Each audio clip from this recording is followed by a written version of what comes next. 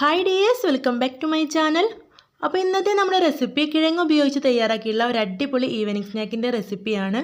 അപ്പോൾ നമ്മളിവിടെ ഒരു കിഴങ്ങ് ഉപയോഗിച്ചിട്ടാണ് തയ്യാറാക്കിയെടുക്കുന്നത്. വളരെ എളുപ്പത്തിൽ എല്ലാവർക്കും തയ്യാറാക്കിയെടുക്കാൻ പറ്റും. നല്ല കിഡിലൻ ടേസ്റ്റുമാണ്.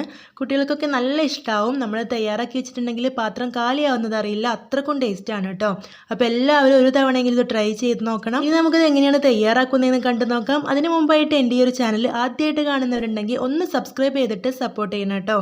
വീഡിയോ കണ്ടുകൊണ്ടിരിക്കുമ്പോൾ നിങ്ങൾക്ക് ഇഷ്ടമാവുണ്ടെങ്കിൽ ആ ലൈക്ക് ബട്ടണും കൂടെ ഒന്ന് ക്ലിക്ക് ചെയ്യണേ. ഇനി നമുക്ക് റെസിപ്പി കാണാം.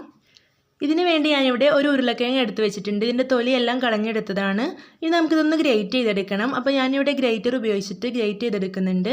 അതല്ലെങ്കിൽ നിങ്ങൾക്ക് കത്തി ഉപയോഗിച്ചിട്ട് ചെറുതായിട്ട് കട്ട് ചെയ്തെടുത്താൽ മതി. വളരെ തിന്നായിട്ട് വേണം കട്ട് ചെയ്തെടുക്കാൻ. ഇതുപോലെ ഗ്രേറ്റ് ചെയ്തെടുക്കുകയാണെങ്കിൽ വളരെ ഈസിയാണ്. അപ്പോൾ ഈ ഒരു കിഴങ്ങ് മുഴുവനായിട്ടും ഇവിടെ ഗ്രേറ്റ് ചെയ്തെടുത്തിട്ടുണ്ട്. നമുക്കിതൊന്ന് കഴുകിയെടുക്കണം. അപ്പോൾ ഒരു 3-4 പ്രാവശ്യം ഇത് കഴുകിയെടുക്കണം കേട്ടോ. അതിന് വേണ്ടിയിട്ട് ഞാനൊരു ബൗളിലേക്ക് ഇട്ട് കൊടുത്തിട്ടുണ്ട്.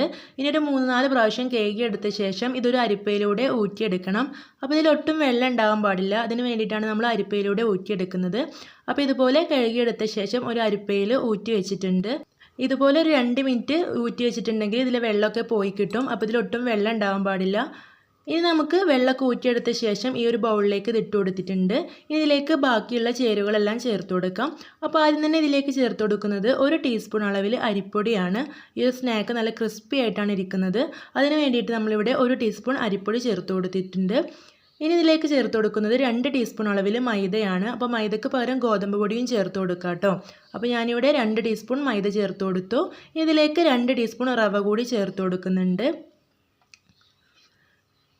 ഇനി ഒരു 1/2 ടീസ്പൂൺ ചില്ലി ഫ്ലേക്സ് ആണ് ചേർത്ത് കൊടുത്തത്. അപ്പോൾ ഇത് വറ്റൽമുളക് പൊടിച്ചതാണ് കേട്ടോ. അത് 1/2 ടീസ്പൂൺ മതിയാവും. ഇതിലേക്ക് ആവശ്യത്തിനുള്ള ഉപ്പും കൂടെ ചേർത്ത് കൊടുത്തു. ഇനി ചേർത്ത് കൊടുക്കുന്നത് ലൈം ജ്യൂസാണ്. അപ്പോൾ ഒരു നാരങ്ങയുടെ പകുതി എടുത്തിട്ട് അതിൻ്റെ നീര് ഇതിലേക്ക് ഒഴിച്ചു കൊടുത്തിട്ടുണ്ട്.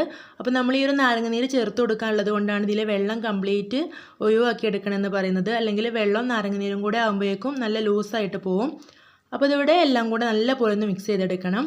അപ്പോൾ ഞാനിവിടെ നല്ലപോലെ മിക്സ് ചെയ്തെടുത്തിട്ടുണ്ട്. ഇനി നിങ്ങൾ മിക്സ് ചെയ്തെടുക്കുന്ന സമയത്ത് വെള്ളം കൂടി പോയിട്ടുണ്ടെങ്കിൽ കുറച്ചളവിൽ മൈദ കൂടെ ചേർത്ത് കൊടുക്കുക കേട്ടോ. മൈദ കൂടി പോകാതെ ശ്രദ്ധിക്കണം. അപ്പോൾ ഇതിൻ്റെ ടേസ്റ്റ് മാറിപ്പോവും. അപ്പോൾ ആ ഒരു രീതിയിൽ വെള്ളമൊക്കെ കളഞ്ഞിട്ട് വേണം കേട്ടോ തയ്യാറാക്കിയെടുക്കാനായിട്ട്. അപ്പോൾ ഇതിവിടെ റെഡി ആയിട്ടുണ്ട്. നമുക്കിത് ഫ്രൈ ചെയ്തെടുക്കണം.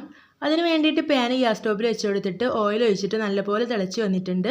ഓയിൽ നല്ലപോലെ ചൂടായ ശേഷം നമുക്ക് ഈ ഒരു തീ ലോ ഫ്ലെയിമിലേക്ക് മാറ്റണം.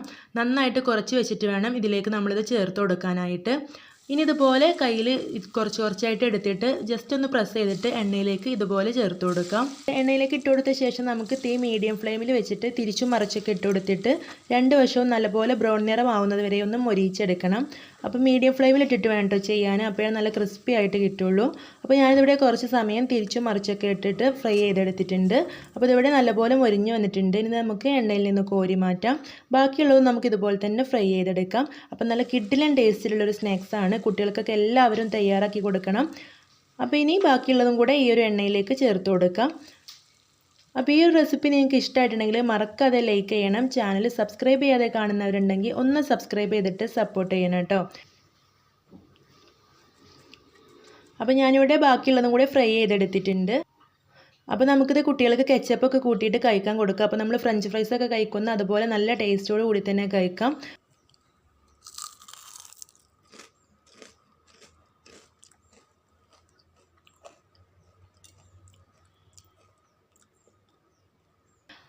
അപ്പോൾ ഇനി അടുത്ത നല്ല നല്ല വീഡിയോസുമായിട്ട് വീണ്ടും കാണാം.